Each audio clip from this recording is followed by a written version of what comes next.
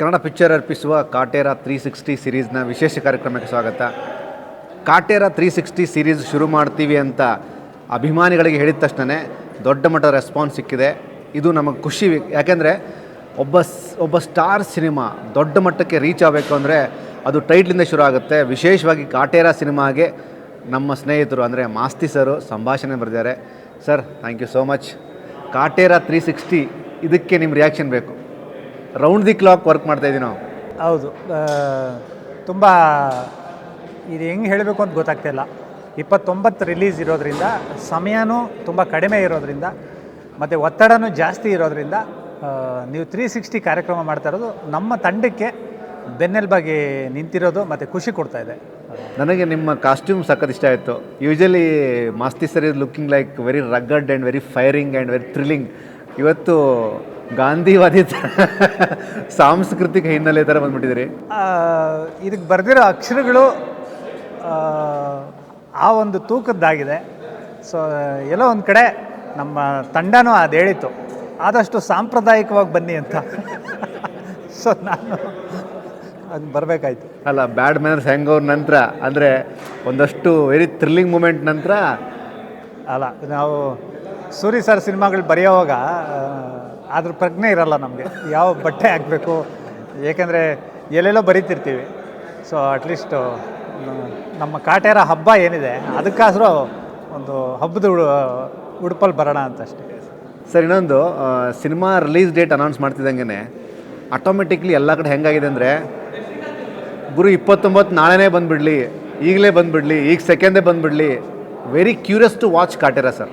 ಯಾವಾಗಲೂ ಅಷ್ಟೇ, ನಿಮಗೆ ನವೆಂಬರ್ ತಿಂಗಳ ನಂತರ ಅದೊಂದು ಒಂದು ಹೊಸ ವರ್ಷದ ವಾತಾವರಣ ಆಗಿರ್ಬೋದು, ಅದೊಂದು ಸುಗ್ಗಿ, ಸಂಕ್ರಾಂತಿ ಸುಗ್ಗಿ ಆಗಿರ್ಬೋದು. ಸೊ ನಿಮಗೆ ಹಬ್ಬದ ವಾತಾವರಣನೇ ಆ ಇಡೀ ಇಯರ್ ಎಂಡಿಂಗ್, ಅದನ್ನೇನಂತಾರೆ ಸೆಲೆಬ್ರೇಷನ್ ಮೂಡಲ್ಲಿರ್ತಾರೆ. ಸೊ ಅಭಿಮಾನಿಗಳಿಗೆ ಮತ್ತೊಬ್ಬರಿಗೆ ನಾವು ಸಿನಿಮಾನ ಒಂಥರ ಹಬ್ಬದ ಔತಣ ಥರನೇ ಕೊಡ್ಬೋದು. ಸೊ ಆ ಸೆಲೆಬ್ರೇಷನ್ಗಳಲ್ಲಿ ಕಾಟೇರ ಬರ್ತಾ ಇರೋದು ಎಲ್ಲರ ಉತ್ಸಾಹ ಮತ್ತು ಇದನ್ನು ಖುಷಿನ ಹಿಮ್ಮೆಡಿಸಿದೆ. ಮೇಲಾಗಿ ಟೈಟ್ಲು ದರ್ಶನ್ ಸರ್ಗೆ ನೀವು ಯಾವುದೇ ಟೈಟ್ಲಿ, ಸಿನಿಮಾದ ಕಂಟೆಂಟು ಜೊತೆಗೆ ದರ್ಶನ್ ಸರ್ ಅನ್ನೋಂಥ ಎರಡು ಬ್ರ್ಯಾಂಡು ಕೊಲಾಬ್ರೇಟ್ ಆದರೆ ಆ ಸಿನಿಮಾಗೆ ಸಿಗುವಂಥ ಮೈಲೇಜೇ ಒಂದು ದೊಡ್ಡ ಮಟ್ಟಕ್ಕೆ ಆಗಿರ್ತೀವಿ. ಇದು ನಾವು ಗಮನಿಸಿದಂಥ ಒಂದು ವಿಷಯ. ನೀವು ತುಂಬ ಹತ್ತಿರದಿಂದ ನೋಡಿರ್ತೀರಿ ವಿಚಾರ ಎಲ್ಲ. ತುಂಬ ಖುಷಿ ವಿಚಾರ ಏನು ಅಂದರೆ, ಯಾವಾಗಲೂ ನಾಯಕ, ಚಿತ್ರದ ನಾಯಕ ಎಷ್ಟು ಕಥೆಯಲ್ಲಿ ತೊಡಗಿಸ್ಕೋಬೇಕು ಅಂದರೆ, ಈ ಕಾಟೇರ ಅನ್ನೋ ಟೈಟ್ಲ್ ಕೊಟ್ಟಿರೋದೇ ದರ್ಶನ್ ಸರ್. ತರುಣ್ ಸರ್ ಜೊತೆ ಚರ್ಚೆ ಮಾಡಿಕೊಂಡಾಗ ಅವರು ಚಿನ್ನ ಅಂತ ಮಾತಾಡ್ತಾರೆ, ಚಿನ್ನ ಈ ಟೈಟ್ಲ್ ಇಡು ಅಂತ ಕೊಟ್ಟಿರೋದು. ನಮಗೆ ತರುಣ್ ಸರ್ ಹೇಳಿದಾಗ ನಿಜಕ್ಕೂ ಖುಷಿ ಆಯಿತು. ಯಾಕೆಂದರೆ ಆ ಪಾತ್ರದಲ್ಲಿ ಅವರು ಮುಳುಗಿ ಅದಕ್ಕೊಂದು ಅವರೇ ಒಂದು ಶೀರ್ಷಿಕೆ ಕೊಡೋದು. ಈಗ ಅದು ಎಷ್ಟು ಅವ್ರಿಗೆ ಇಂಟ್ರೆಸ್ಟ್ ಇದೆ ಈ ಕತೆ ಮೇಲೆ, ಈ ಪಾತ್ರದ ಮೇಲೆ ಎಷ್ಟು ಪ್ರೀತಿ ಇದೆ ಅನ್ನೋದು ತೋರಿಸುತ್ತೆ. ಮೇಲೆ ನೋಡಿ, ಟೈಟ್ಲ್ ವಿಚಾರಕ್ಕೆ ಛೂಮಂತರ ಟೈಟ್ಲ್ ವಿಚಾರ ಬಂತು. ಪ್ರೆಸ್ ಮೀಟಲ್ಲಿ ಶರಣ್ ಸರ್ ಹೇಳ್ತಾರೆ ಮತ್ತು ತರುಣ್ ಅವ್ರು ಹೇಳ್ತಾರೆ, ಛೂಮಂತರ ಟೈಟ್ಲ್ ಕೊಟ್ಟಿದ್ದೇ ಡಿ ಬಾಸ್ ಅಂತ. ಸರಿ, ಟೈಟ್ಲು ಈಗ ಹೆಂಗೆ ಸರ್ ಇದು ಅಂದರೆ, ಕೆಲವೊಮ್ಮೆ ಹೇಳುವಂಥ ಮಾತು ವೈಬ್ರೇಷನ್ ಆಗೋದು ಬೇರೆ, ಅದಕ್ಕೊಂದು ಬೇರೆ ಥರ ಡೈಮೆನ್ಷನ್ ಸಿಗ್ತಾ ಹೋಗುತ್ತೆ, ವೈರಲ್ ಆಗ್ತಾ ಹೋಗುತ್ತೆ. ಟೈಟ್ಲ್ ವಿಚಾರಕ್ಕೂ ಗೆದ್ದಿಯಾರ ಸರ್ ಅಂತ. ಆ ಕಥೆಯಲ್ಲಿ ಅಷ್ಟು ಟ್ರಾವೆಲ್ ಮಾಡ್ತಾರೆ, ಮತ್ತು ತುಂಬ ದೊಡ್ಡ ಇದದು ಟಾಸ್ಕು.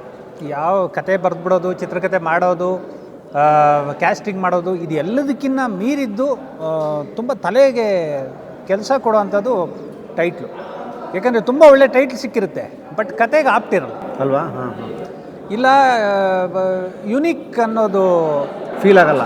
ಯುನೀಕ್ ಅನ್ನೋ ಟೈಟ್ಲ್ ಸಿಕ್ಕಿರುತ್ತೆ, ಬಟ್ ಅದು ಪ್ರಯೋಗ ಅನಿಸ್ಬಿಡುತ್ತೆ ಅಲ್ವಾ? ಯಾವಾಗಲೂ ನಿರ್ದೇಶಕರಿಗೆ ಅದೊಂದು ಭಯ ಇರುತ್ತೆ.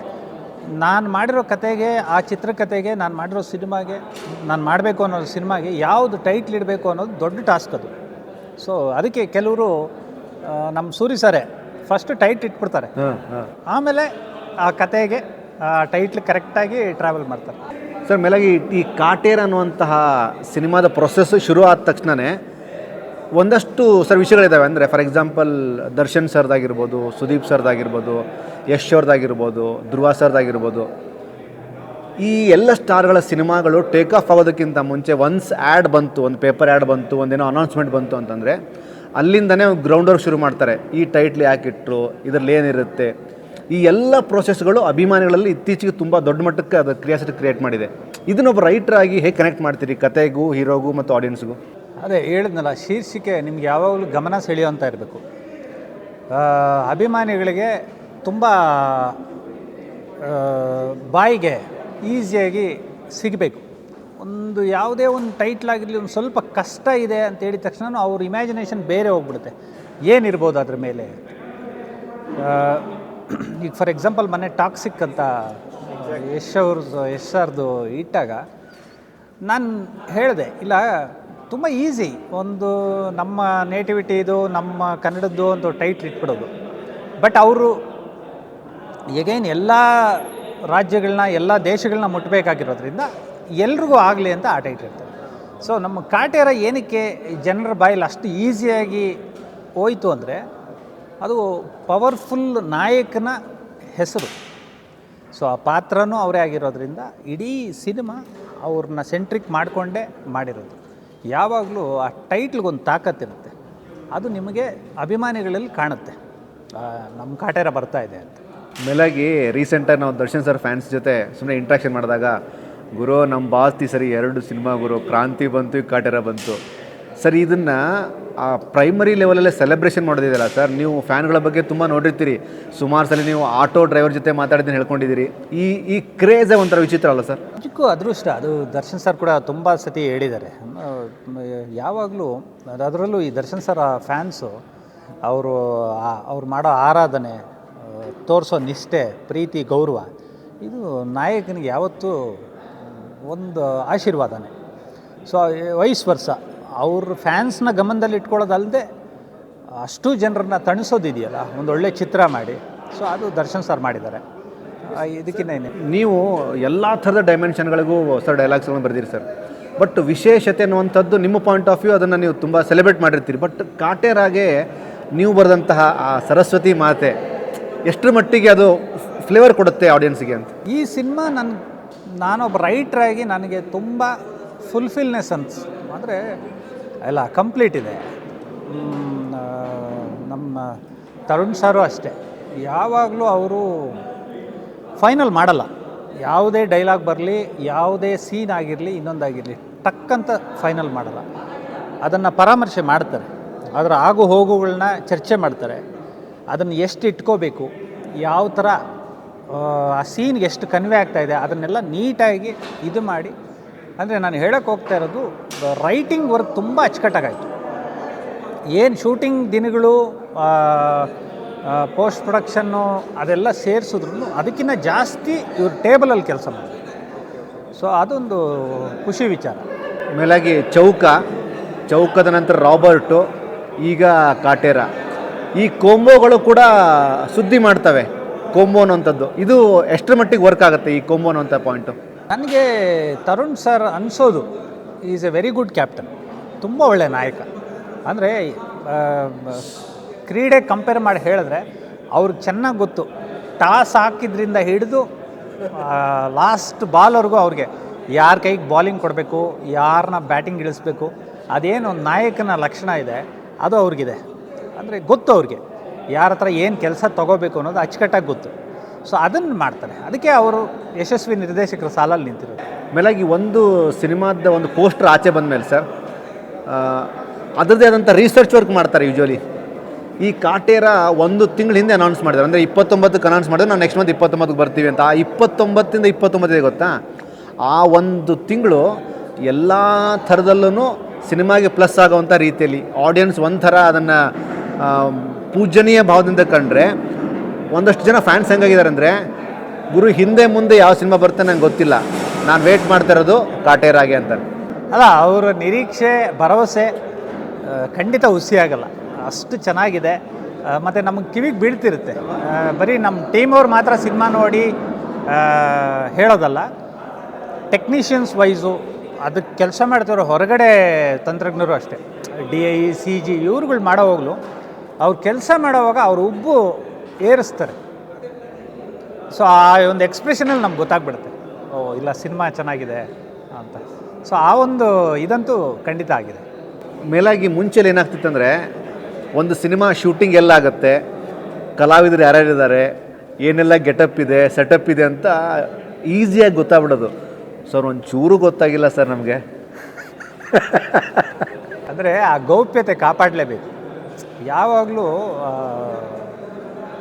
ಸಿನಿಮಾ ಅನುಭವಿಸೋ ಪ್ರೇಕ್ಷಕನಿಗೆ ಫಸ್ಟೇ ನಾವು ಅದು ಇದು ತೋರಿಸ್ಬಿಟ್ಟಾಗ ಇಲ್ಲ ಇದು ಮಾಡಿಬಿಟ್ಟಾಗ ಅವ್ರು ನೆಕ್ಸ್ಟ್ ಸೀನ್ ಏನಾಗುತ್ತೆ ಅದು ಹೇಳಿಬಿಡ್ತಾರೆ.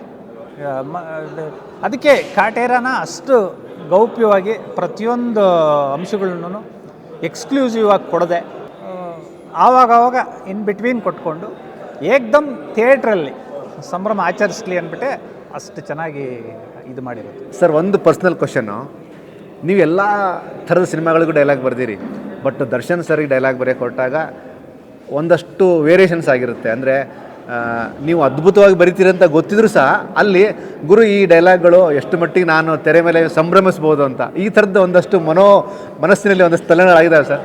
ಇದೆ, ಖಂಡಿತ ಇದೆ. ರೈಟ್ರಾಗಿ ಕೆಲಸ ಮಾಡಿದ್ದು ಪೆನ್ನು ಪೇಪರೆಲ್ಲ ಸೈಡ್ಗೆ ಇಟ್ಬಿಟ್ಟೆ ಥಿಯೇಟ್ರಲ್ಲಿ ಕೂತ್ಕೋತೀವಿ.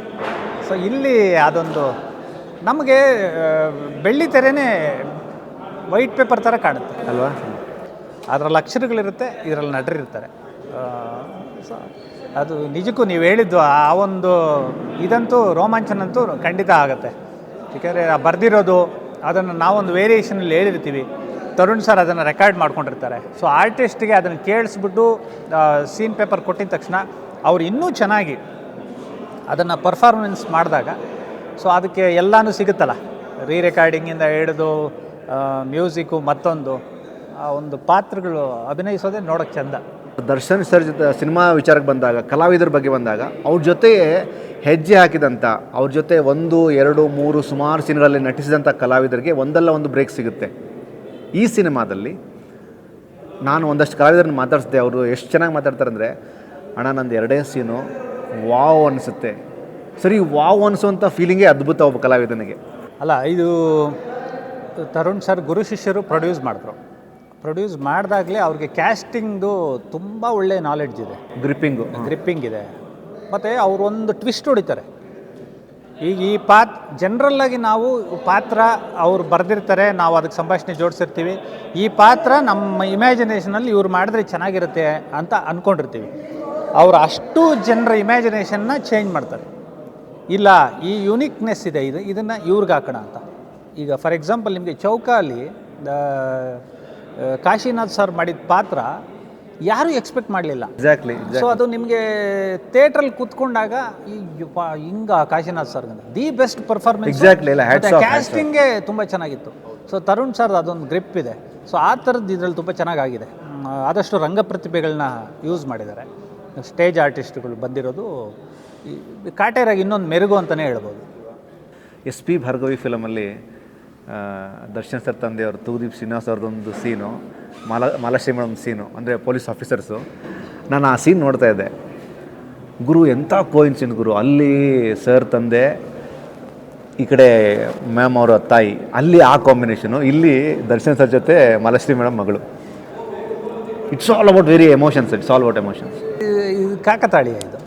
ಮತ್ತು ಅದೊಂದು ಇದನ್ನು ಕಾಪಾಡ್ಕೊಂಡು ಬರೋದಿದೆಯಲ್ಲ, ಅವರು ಗೌರವನ. ನಮ್ಮ ತಂದೆ ದೊಡ್ಡ ಆರ್ಟಿಸ್ಟು, ಅವ್ರ ಮಗ ಇನ್ನೂ ದೊಡ್ಡ ಮಟ್ಟದ ನಟ. ಸೊ ಅದು ನಿಜಕ್ಕೂ ಅದು ಆನಂದ. ಅದು ಪ್ರತಿಯೊಬ್ಬ ಪ್ರೇಕ್ಷಕರಲ್ಲೂ ಅದೊಂದು ಲೆಗಸಿ ಕಾಣುತ್ತೆ, ಇವ್ರ ಫ್ಲ್ಯಾಶ್ ಬ್ಯಾಕ್ಗಳನ್ನೆಲ್ಲ ನೆನೆಸ್ಕೊಂಡು. ಅದಕ್ಕೆ ಯಾವಾಗಲೂ ದರ್ಶನ್ ಸರ್ ಎಲ್ಲೇ ಮಾತಾಡಲಿ ಅವ್ರದ್ದು ಸಿಂಹಾವಲೋಕನ ಇದ್ದೇ ಇರುತ್ತೆ. ಅವ್ರು ಯಾವಾಗಲೂ ಹಿಂದಿರುಗಿ ನೋಡಿ ನಾನು ಹೆಂಗೆ ಬಂದೆ ಅನ್ನೋದೇ ಅವ್ರಿಗೆ ತುಂಬ ಮೆಲುಕಾಕುವಂಥ ಪ್ರಸಂಗ. ಸರ್, ವೀಕ್ಷಕರಿಗೆ ಮತ್ತೊಂದು ಕ್ಲಾರಿಟಿ ಕೊಡಿ. ಈ ಸಿಂಹಾವಲೋಕನ ಅನ್ನುವಂಥದ್ದೇ ಒಂದು ತುಂಬ ವೇಟೇಜ್ ಇರುವಂತಹ ಮಾತು. ಯಾಕೆ ಪದ ಬಳಸಿದ್ರಿ ಅಂತ? ಯಾವಾಗಲೂ ಬೆಳೆದು ಬಂದ ಹಾದಿನ ನೆನೆಸ್ಕೊಳ್ಳೇಬೇಕು. ಇಲ್ಲಿ ಯಾರೂ ಉದ್ಭವ ಅಲ್ಲ. ಪ್ರತಿಯೊಬ್ಬರೂ ನಮ್ಮ ಸುದೀಪ್ ಸರ್ ಒಂದು ಒಳ್ಳೆ ಮಾತು ಹೇಳಿದರು. ಯಾವುದೋ ಅದು ಹೊಸಬ್ರ ಚಿತ್ರಕ್ಕೆ ಸ್ವಲ್ಪ ಅಪ್ಸೆಟ್ ಆಗಿಬಿಟ್ಟಾಗ ಎಲ್ರಿಗೂ ಆಗುತ್ತೆ. ಯಾರೂ ಬರ್ತಾನೆ ರೆಡ್ ಕಾರ್ಪೆಟ್ ಮೇಲೆ ಏನು ಬರೋಲ್ಲ. ಎಲ್ಲ ಕಲ್ಲು ಮುಳ್ಳು ಹಾದಿ ಎಲ್ಲ ನಡ್ಕೊಂಡು ಬಂದ ಮೇಲೆ ರೆಡ್ ಕಾರ್ಪೆಟು ಮತ್ತೊಂದು ಕಾರ್ಪೆಟು ಸಿಗೋದು. ಸೊ ಹಂಗೆ ಸಿಂಹಾವಲೋಕನ ಮಾಡಲೇಬೇಕು ಪ್ರತಿಯೊಬ್ಬರೂ. ಅದು ಮಾಡಿದಾಗ ಮುಂದೆ ಇಡೋ ಹೆಜ್ಜೆಗೆ ಅನುಕೂಲ ಆಗುತ್ತೆ. ಇಲ್ಲ, ನೀವು ನನಗೆ ಈ ಪಾಯಿಂಟ್ ಹೇಳೋದಕ್ಕೆ ನನಗೊಂದು ನೆನಪಾಯಿತು ಅಪ್ಪು ಸರ್ದು. ಹಾಸ್ಟೆಲ್ ಹುಡುಗರು ಸಿನಿಮಾದ ಪೂಜೆಗೇನೋ ಕರೀತಾರೆ ಅಂತ ಅಪ್ಪು ಸರ್ನ. ಅವತ್ತು ಪೂಜೆಗೆ ಹೋಗೋಕ್ಕಿಂತ ಮುಂಚೆ ಮಳೆ ಬರ್ತಿತ್ತಂತೆ. ಸದಾಶಿವನಗರದಲ್ಲಿರುವಂಥ ಒಂದು ಚಿಕ್ಕ ಗಣೇಶನ ದೇವಸ್ಥಾನಕ್ಕೆ ಹೋಗಿ ಇವ್ರು ಪೂಜೆ ಮಾಡಿಸ್ತಾರಂತೆ. ಅರ್ಚನೆ ಅಂತ ಬಂದಾಗ ಹಾಸ್ಟೆಲ್ ಹುಡುಗರು ಫಿಲಮ್ ಟೀಮ್ ಹೆಸರಲ್ಲಿ ಅರ್ಚನೆ ಮಾಡಿಸ್ತಾರಂತೆ. ಇದು ಎಲ್ಲವೂ ಆಗೋಗುತ್ತೆ ಸರ್. ಅಪ್ಪು ಸರ್ ಹೋದ ನಂತರ ಆ ದೇವಸ್ಥಾನದ ಅರ್ಚಕ ಫೇಸ್ಬುಕ್ಕಲ್ಲಿ ಒಂದು ಮೆಸೇಜ್ ಮಾಡ್ತಾರಂತೆ, ಹಾಸ್ಟೆಲ್ ಹುಡುಗರು ಅನ್ನೋಂಥ ಸಿನಿಮಾಗೆ ಅಪ್ಪು ಸರ್ ಬಂದು ಪೂಜೆ ಮಾಡಿಸ್ಕೊಂಡು ಹೋಗಿದ್ರು ಅಂತ. ಇದನ್ನು ಅಜನೀಶ್ ಲೋಕನಾಥ್ ಅವ್ರು ಹೇಳ್ಬೇಕಾದ್ರೆ ಲಿಟ್ರಲಿ ಕಣ್ಣಲ್ಲಿ ನೀರಿತ್ತು ಅವರಿಗೆ. ಅಪ್ಪು ಸರ್ ಸಿದ್ಧಾಂತ ಹೆಂಗಾಗಿತ್ತು ಅಂದರೆ, ನನ್ನನ್ನು ಯಾರೋ ಒಬ್ರು ಮುಹೂರ್ತ ಕರಿತಾರೆ, ಅವ್ರ ಸಿನಿಮಾಗೆ ಒಳ್ಳೇದಾಗಬೇಕು, ಆ ಸಿನಿಮಾ ಹೆಸರಲ್ಲೇ ಪೂಜೆ ಮಾಡ್ಕೊಂಡು ಹೋಗ್ತಿರಂಥವ್ರು. ಸಿನಿಮಾಗೆ ಅದೊಂದು ಆಶೀರ್ವಾದ. ಈಗ ಪ್ರತಿಯೊಬ್ಬರಿಗೂ ಒಂದು ಒಳ್ಳೆಯ ಪ್ರಯತ್ನ ಮನಸಾರೆ ಮಾಡಿಬಿಟ್ರೆ ದೇವ್ರ ಆಶೀರ್ವಾದ ಮಾಡೇ ಮಾಡ್ತಾರೆ. ಯಾವಾಗಲೂ ಪ್ರಯತ್ನ ನಮ್ಮದಾಗಿರಬೇಕು, ಫಲಾಫಲ ದೇವ್ರದ್ದು. ಪ್ರಯತ್ನನೇ ಪಡೆದೇ ಫಲಕ್ಕೆ ಆಸೆ ಪಡೋದಿದೆಯಲ್ಲ, ಅದು ತಪ್ಪು. ಸೊ ಅಪ್ಪು ಸರು ಮತ್ತು ಅವರ ಮನೆಯವರು ತಂತ್ರಜ್ಞರು ಯಾರೇ ಒಬ್ಬ ಒಳ್ಳೆ ನಿರ್ದೇಶಕ ಒಂದೊಳ್ಳೆ ಚಿತ್ರ ಮಾಡಿರಲಿ, ಅದು ಗೆದ್ದಿರಲಿ ಸೋತಿರಲಿ ಮತ್ತೊಂದಾಗಿರಲಿ, ಒಂದೊಳ್ಳೆ ಚಿತ್ರ ಅದ್ರ ಬಗ್ಗೆ ಜನರಿಗೆ ತುಂಬ ಇಷ್ಟ ಆಗಿದೆ, ಆ ಸಿನಿಮಾ ಮುಟ್ಟುತ್ತೋ ಬಿಡುತ್ತೋ, ಅವ್ರನ್ನ ಮನೆಗೆ ಕರೆದು ಒಂದು ಶಾಲ್ ಹೊದಿಸಿ ಹೆಂಗೆ ಮಾಡಿದ್ರಿ ನೀವು ಅಂತ, ಅದು ತುಂಬ ಇದು. ಸೊ ವಯಸ್ಸು ವರ್ಷ ಅದೇ ಥರ ದರ್ಶನ್ ಸರು ಅಷ್ಟೆ. ಇವತ್ತು 29 ನಮ್ಮ ಕಾಟೇರ ಇದ್ರೂ ಅವ್ರು ಬಿಫೋರ್ ವೀಕ್ ಕೈವಾಗ ಹೋಗ್ತಾರೆ. ಹ್ಞೂ ಸರ್. ಅದ್ರದ್ದು ಅಲ್ಲೇ ಇದ್ರದ್ದು ಉಪಾಧ್ಯಕ್ಷ ಬಗ್ಗೆನೂ ಮಾತಾಡ್ತಾರೆ. ಸೊ ಅದೊಂದು ಬೇಕಲ್ವಾ? ಎಲ್ಲ ಸ್ನೇಹಿತರೆ ಪೈಪೋಟಿ ಇದ್ದೇ ಇರುತ್ತೆ. ಬಟ್ ಆರೋಗ್ಯಕರವಾಗ ಸ್ಪರ್ಧೆ ಇದ್ದಾಗ ನೀನು ಗೆಲ್ಲೋ ನಾನು ಗೆಲ್ತೀನಿ, ಎಲ್ಲರೂ ಗೆಲ್ಲೋಣ ಅಂತ ಆ ಮಾತಿದೆಯಲ್ಲ, ಅದು ಅಷ್ಟಿಲ್ಲದೆ ದೊಡ್ಡ ನಟ ಆಗೋಕ್ಕೆ ಸಾಧ್ಯನೇ ಇಲ್ಲ. ಯಾವಾಗಲೂ ನಿಮಗೆ ಪಾಸಿಟಿವ್ ಅಂಶಗಳಿಲ್ಲ ಅಂದರೆ ಲೆಜೆಂಡ್ ಆಗೋಕ್ಕೆ ಸಾಧ್ಯನೇ ಇಲ್ಲ. ನೋಡಿ ಸರ್, ಆ್ಯಕ್ಚುಲಿ ನಾವು ಕಾಟೇರ ಬಗ್ಗೆ ಮಾತಾಡ್ತಿದ್ವಿ, ಬಟ್ ಇದ್ರ ಮಧ್ಯೆ ಎಲ್ಲ ಲೇಯರ್ಗಳನ್ನು ಟಚ್ ಅಂದರೆ ಅದು ತನಗೆ ತಾನೇ ಅದು ಒಂದು ಗ್ರಿಪ್ ತೊಳ್ತು. ಸುದೀಪ್ ಸರ್ ಬಗ್ಗೆ ವಿಷಯ ಬಂತು, ಅಪ್ ಸರ್ ವಿಷಯ ಬಂತು. ಮೊನ್ನೆ ಸ್ಟೇಜ್ ಮೇಲೆ ಇನ್ನೊಂದು ಮಾತಾಡ್ತಾರೆ ದರ್ಶನ್ ಸರ್, ಧನ್ವೀರ್ ಅವ್ರನ್ನ ಮತ್ತು ಮೇಘಾ ಶೆಟ್ಟರ್ ಅಂದ್ಕೊಂಡು ಹೊಸಬರಿಗೆ ನಾನು ಒಂಥರ ಬಾಡಿ ಗಾರ್ಡ್ ಇದ್ದಂಗೆ ಅಂತ. ಇದು ಬೇರೆ ಸೈದ್ಧಾಂತಿಕ ಅರ್ಥ ಕೊಡುತ್ತೆ ನನಗೆ ಅನಿಸುತ್ತೆ. ಮತ್ತು ಆ ಯುವಕರ ತಂಡ ಇದೆಯಲ್ಲ, ಅದಕ್ಕೆ ಎಷ್ಟು ಖುಷಿಯಾಗುತ್ತೆ. ದೊಡ್ಡ ಸ್ಟಾರು ನಮ್ಮ ಬೆನ್ನಿಗೆ ನಿಂತಿದ್ದಾರೆ, ನಾನು ಏನು ಮಾಡ್ರಿ ಅಂತ. ಸೊ ಅವ್ರ ಫ್ಯಾನ್ಸ್ಗೆಲ್ರಿಗೂ ಬಾಸ್ ಯಾವುದೋ ಒಂದು ಒಳ್ಳೆ ಪಿಕ್ಚರ್ನ ರೆಫರ್ ಮಾಡ್ತಾಯಿದ್ದಾರೆ, ನಾವು ನೋಡೋಣ ಅಂತ. ಯಾವಾಗಲೂ ದೊಡ್ಡ ಸ್ಟಾರ್ ಸಿನಿಮಾಗೆ ಕಾಯೋಕ್ಕಾಗಲ್ಲ. ಮಧ್ಯೆ ಹೊಸಬ್ರ ಸಿನಿಮಾನ ಬೆನ್ನು ತಟ್ಟಬೇಕಾಗತ್ತೆ. ಅವ್ರ ಪ್ರಯತ್ನವೂ ಚೆನ್ನಾಗಿರುತ್ತೆ. ಸೊ ಅದು ಯಾವ ಅಪ್ಪು ಸರ್ ಮಾಡಿದ್ದಾರೆ, ದರ್ಶನ್ ಸರ್ ಮಾಡ್ತಾ ಇದ್ದಾರೆ, ಸುದೀಪ್ ಸರ್ ಕೂಡ ಮಾಡ್ತಿರ್ತಾರೆ. ಸರ್, ಒಂದು ಸಿನಿಮಾ ಸಾಮಾನ್ಯವಾಗಿ ಬಂದು ಹೋದ ನಂತರ ಒಂದಷ್ಟು ಲೇಯರ್ಸ್ ಓಪನ್ ಆಗ್ತಾ ಹೋಗ್ತವೆ ಸಮಾಜದಲ್ಲಿ, ಆಡಿಯನ್ಸ್ ಮಧ್ಯೆ, ಇಡೀ ಇಂಡಸ್ಟ್ರಿ ಮಧ್ಯೆ, ಎಲ್ಲ ಕಲಾವಿದರ ಮಧ್ಯೆ, ಎಲ್ಲರ ಮನಸ್ಸಲ್ಲಿ. ಈ ಕಾಟೇರ ಏನೆಲ್ಲ ಬದಲಾವಣೆಗಳನ್ನು ಮಾಡುತ್ತೆ ಸರ್ ಒಬ್ಬ ರೈಟ್ರಾಗಿ, ಒಬ್ಬ ಸಿನಿಮಾ ಅಭಿಮಾನಿಯಾಗಿ? ಸಾಮಾನ್ಯವಾಗಿ ಒಂದು ಸಿನಿಮಾ ಬಂದು ಹೋದ ನಂತರ ಅದೇ ನಾನು ಹೇಳ್ದಂಗೆ ತುಂಬ ಮಾತಾಗುತ್ತೆ, ಖಂಡಿತ ತುಂಬ ಒಳ್ಳೆ ಮಾತಾಗುತ್ತೆ. ಸಿನಿಮಾ ಮಾಡುವಾಗ ಕತೆ ವಿಚಾರವಾಗಿ ತುಂಬ ಘನವಾಗಿದೆ. ಚಿತ್ರಕಥೆ ಅದು ಹೇಳಂಗೆ ಇಲ್ಲ. ಸೊ ಎಲ್ಲೂ ನಮಗೆ ಲೂಪ್ ಹೋಲ್ಸ್ ಅಂತ ಕಾಣ್ತಿಲ್ಲ.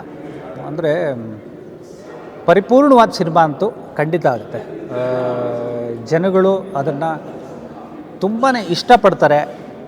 ನೆಕ್ಸ್ಟು ಇನ್ನೂ ಮೌತ್ ಟಾಕ್ ಮೂಲಕ ಇನ್ನೊಬ್ರಿಗೆ ತಲುಪಿಸ್ತಾರೆ ಅಂತ.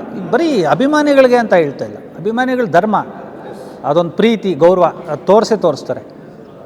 ಈಗ ನಾನು ಒಬ್ಬ ಸ್ಟಾರ್ ಅಭಿಮಾನಿಯಾಗಿದ್ದರೆ ನನ್ನ ಫ್ರೆಂಡ್ ಬೇರೆ ಸ್ಟಾರ್ ಅಭಿಮಾನಿನೂ ಆಗಿರ್ತಾನೆ. ಸೊ ನಾನೊಂದು ಒಳ್ಳೆ ಪಿಕ್ಚರ್ ನೋಡಿದಾಗ ನಾನು ಅವ್ನಿಗೆ ಹೇಳಲೇಬೇಕು, ಅವ್ನ ಪಿಕ್ಚರ್ ತೋರಿಸ್ಲೇಬೇಕು. ಸರ್, ನೀವು ನೇರವಾಗಿ ಕನೆಕ್ಟ್ ಆಗಿದ್ದಾರೆ. ಆ್ಯಕ್ಚುಲಿ ನಡೀತಾರೆ ಹಂಗೆ ಸರ್. ಈಗ ಎಲ್ಲ ಬದಲಾವಣೆ ಆಗಿದೆ ಮಸ್ತ್ ಸರ್. ಈಗ ಒಬ್ಬರು ದರ್ಶನ್ ಸರ್ ಫ್ಯಾನ್ ಆಗಿದ್ದರೆ, ಇನ್ನೊಬ್ಬರು ಸುದೀಪ್ ಸರ್ ಫ್ಯಾನ್ ಆಗಿರ್ತಾರೆ, ಇನ್ನೊಬ್ರು ಅಪ್ಪು ಸರ್ ಫ್ಯಾನ್ ಆಗಿರ್ತಾರೆ, ಇನ್ನೊಬ್ರು ಶಿವಣ್ಣ ಫ್ಯಾನ್ ಆಗಿರ್ತಾರೆ. ಇವ್ರು 4 ಜನ ಫ್ರೆಂಡ್ಸ್ ಆಗಿರ್ತಾರೆ. ಒಂದು ಪಿಕ್ಚರ್ ಬಂದಾಗ ಪಿಕ್ಚರ್ ಚೆನ್ನಾಗಿದ್ದರೆ ಆ 3 ಜನಕ್ಕೆ ಕರ್ಕೊಂಡೋಗಿ ತೋರಿಸ್ಬೇಕು ಅನ್ನೋದಿರುತ್ತೆ. ಅದೊಂದು ಖುಷಿ ಅಲ್ವಾ? ಮತ್ತು 4 ಜನ ಎಲ್ಲ ಸಿನಿಮಾಗಳನ್ನೂ ನೋಡ್ತಾರೆ. ಅಲ್ಲಿ ಚೆನ್ನಾಗಿರೋದನ್ನು ಚೆನ್ನಾಗಿದೆ ಅಂತಾರೆ, ಎಂಜಾಯ್ ಮಾಡ್ತಾರೆ. ಸೊ ಅದು ಸ್ನೇಹ. ಯಾವಾಗಲೂ ಸ್ಟಾರ್ಡಮ್ಗೂ ಮೀರಿದ್ದು ಸ್ನೇಹ. ಇದು ಥಿಯೇಟ್ರಲ್ಲಿ ಕೂತಿರೋರ್ಗಿರುತ್ತೆ, ಅದು ತೆರೆ ಹಿಂದೆ ಇರೋರು ಅವ್ರದ್ದು ಇರುತ್ತೆ. ಅಲ್ಲ, ಜೊತೆಗೆ ನಾವು ಹಾಕುವಂಥ ವಿಡಿಯೋಗಳು ಸರ್, ಎಲ್ಲರದ್ದು ವಿಡಿಯೋಗಳು ಹಾಕ್ತೀವಲ್ಲ, ಅಲ್ಲಿ ದರ್ಶನ್ ಸರ್ದು ವಿಡಿಯೋ ಹಾಕಿದಾಗ ಕೆಳಗಡೆ ಒಂದು ಕಮೆಂಟ್ ಬರುತ್ತೆ, all the best, wish is from Kichcha boss, wish is from Yash boss. It's all about ನೀವು ಹೇಳ್ದಂಗೆ ಅಂದರೆ ಮನಸ್ಥಿತಿ ಒಂದೇ ಆಗಿರುತ್ತೆ, ಬಟ್ ಆರಾಧಿಸುವಂಥ ದೈವ ಬೇರೆ ಆಗಿರುತ್ತೆ ಅಷ್ಟೇ. ಹೌದು, ನಿಜ ಅದು. ಈ ಒಂದೊಂದು ಚರ್ಚೆಗಳಾಗುತ್ತೆ, ಇಲ್ಲ ಆ ಸೀನ್ ಚೆನ್ನಾಗಿತ್ತು, ಈ ಸೀನ್ ಹಿಂಗಿದೆ, ಆ ಸೀನ್ ಹಂಗಿದೆ. ಸೊ ಆ ಚರ್ಚೆಗಳು ನಡೆದಾಗ, ಬಟ್ ಒಂದು ನೇರವಾಗಿ ಹೇಳಬೇಕು ಅಂದರೆ ಈ ಸಿನಿಮಾನ ಅವ್ರ ಕುಟುಂಬದವರು ಖಂಡಿತ ಕರ್ಕೊಂಡೋಗಿ ತೋರಿಸ್ತಾರೆ ಫ್ಯಾನ್ಸ್. ಈಗ ಯಾವತ್ತೂ ಮಾರ್ನಿಂಗ್ ಶೋಗೆ ಒಬ್ಬ ನೋಡ್ಕೊಂಡು ಬರ್ತಾನೆ, ಆ ಪಿಕ್ಚರ್ ಚೆನ್ನಾಗಿದ್ದರೆ ಆ ಪಿಕ್ಚರ್ನ ಅವ್ರ ಫ್ಯಾಮಿಲಿಗೆ ತೋರಿಸ್ಬೇಕು ಅನ್ನೋ ಒಂದು ಇದಿರುತ್ತೆ. ಇಲ್ಲ ಇವತ್ತು ಸಂಜೆನೋ ನಾಳೆನೋ ಬುಕ್ ಮಾಡಿಬಿಟ್ಟು ನಮ್ಮ ಫ್ಯಾಮ್ಲಿನ ಕರ್ಕೊಂಡೋಗಿ ತೋರಿಸ್ಬೇಕು ಈ ಪಿಕ್ಚರಲ್ಲಿ ಏನೋ ಇದೆ ಅಂತ. ಅದಂತೂ ಅಶ್ಯೂರೆನ್ಸ್ ಈ ಸಿನಿಮಾದಲ್ಲಿದೆ. ಸರ್, ನನ್ನ ಫೈನಲ್ ನೋಟ್, ಕಾಟೇರಾಗಾಗಿ ಕಾಯ್ತಿರುವಂತಹ ಅಭಿಮಾನಿಗಳು ಹಾಗೂ ಗಾಂಧಿನಗರ ಕೂಡ ಸರ್ ತುಂಬಾ ಅಂದರೆ ಹೇಳ್ಕೊಳಕ್ಕಾಗಲ್ಲ, ಗುರು ನಾನು ಫಿಲ್ಮಾಗಿ ಕಾಯ್ತೀನಿ ಅಂತ, ಬಟ್ ಬಂದ ತಕ್ಷಣ ಮಿಸ್ ಮಾಡದೆ ನೋಡ್ತಾರೆ. ಈ ಥರದ ಫ್ಯಾನ್ಸು, ಈ ಥರದ ವಾತಾವರಣ, ಇದೆಲ್ಲವನ್ನು ಹೆಲ್ದಿಯಾಗಿ ನೋಡುವಂಥ ಒಬ್ಬ ರೈಟ್ರಾಗಿ ಇದನ್ನು ಹೇಗೆ ವಿಶ್ಲೇಷಣೆ ಮಾಡ್ತೀರಿ? ಈ ಸಿನಿಮಾ ಬೇಕಿತ್ತು ಈ ಒಂದು ಪರಿಸ್ಥಿತಿಗೆ. ಈ ಒಂದು ಏನು ಒಂದು ಇಯರ್ ಎಂಡಲ್ಲಿ ಒಂದು ಹ್ಯಾಪಿನೆಸ್ ಇರುತ್ತಲ್ಲ, ಒಂದು ಸಂಭ್ರಮ, ನ್ಯೂ ಇಯರ್ ಅಂತೆ, ನೆಕ್ಸ್ಟು ಈ ಮುಂದಿನ ವರ್ಷಕ್ಕೆ. ಏಕೆಂದರೆ ಈ ಜನವರಿಯಿಂದ ನವಂಬರ್ವರೆಗೂ ಏನೇನು ಮಿಕ್ಕಿರುತ್ತೆ ಅವ್ರು ಮಾಡೋಕ್ಕಾಗದೇ ಇರೋದು, ಅದು ಜನವರಿ ಫಸ್ಟಿಂದ ನಾನು ಮಾಡ್ತೀನಿ ಅನ್ನೋ ಒಂದು ಇದರಲ್ಲಿರ್ತಾರೆ. ಸೊ ಈ ಒಂದು ಒಳ್ಳೆಯ ಸಿನಿಮಾ, ಈಗ ತುಂಬ ಸಿನಿಮಾಗಳು ಬಂದಿದೆ, ಪರಿಪೂರ್ಣವಾದ ಸಿನಿಮಾ ಅವ್ರಿಗೆ ನೋಡೋಕ್ಕಾಗಿರಲ್ಲ ಒಂದೊಂದು ಸತಿ. ಯಾಕಂದರೆ ಇವ್ರ ಇಮ್ಯಾಜಿನೇಷನಲ್ಲಿ ಹೋಗಿರ್ತಾರೆ, ಆ ಸಿನಿಮಾ ಇನ್ನೊಂದು ಥರ ಇರುತ್ತೆ, ಚೆನ್ನಾಗೇ ಇರುತ್ತೆ, ಆದರೆ ಇವ್ರನ್ನ ತಣಿಸಿರಲ್ಲ.